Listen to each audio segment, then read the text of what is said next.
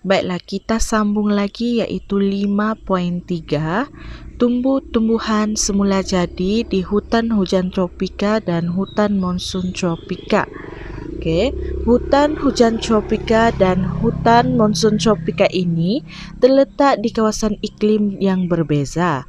Oleh sebab itu, jenis dan ciri tumbuh-tumbuhan semula jadi di dua kawasan ini adalah berbeza. Okey, kalau kita lihat dalam peta 5.2, kawasan hutan hujan tropika dan hutan monsun tropika terletak pada lingkungan garisan sartan, garisan khatulistiwa dan garisan jadi. Okey, jadi kita masuk dahulu di kawasan hutan hujan tropika.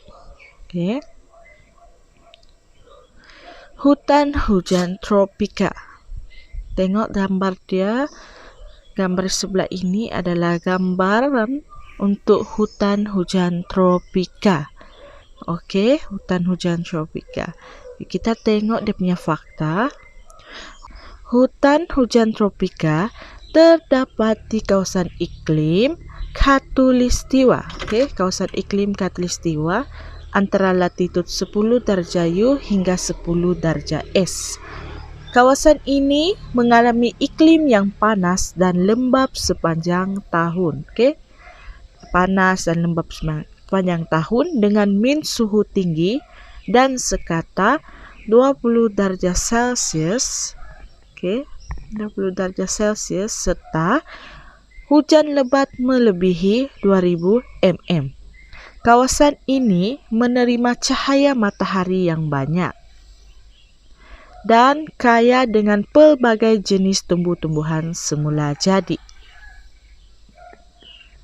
Kawasan utama hutan hujan tropika ialah lembangan Amazon di Amerika Selatan, lembangan Zaire di Kongo, dan pantai barat Afrika serta Asia Tenggara seperti Malaysia dan Indonesia.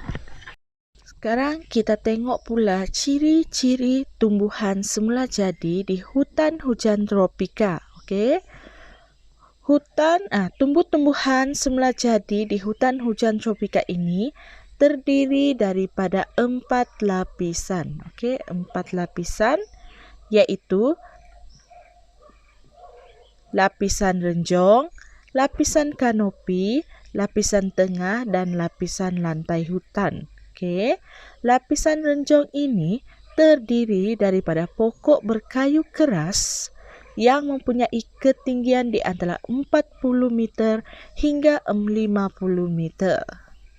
Okey, pokok berbatang lurus dan berakar banir seperti cengal, merantih, keruing, kapur, balau, merbau dan nyato.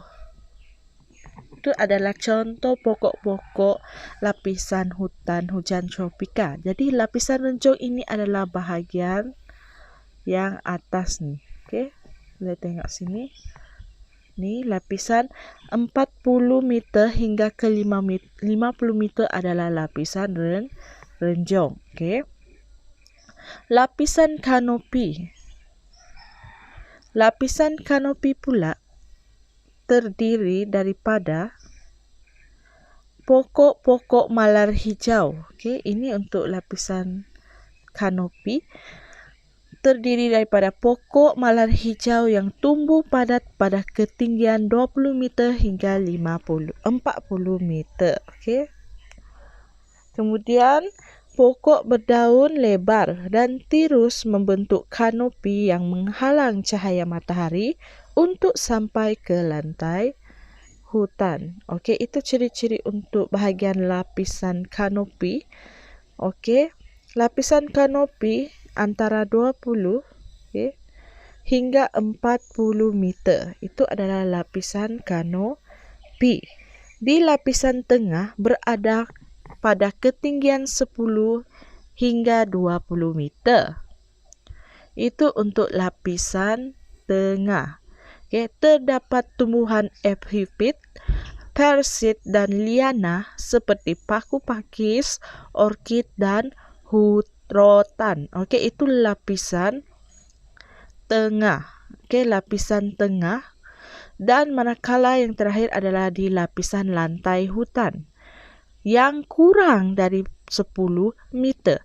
Pokok tumbuh, kurang dari 10 meter. Pokok tumbuh jarang kerana kurang mendapat cahaya matahari. Terdapat pelbagai jenis saprofit seperti cendawan dan kulat yang tumbuh pada pokok-pokok mati dan daun-daun reput.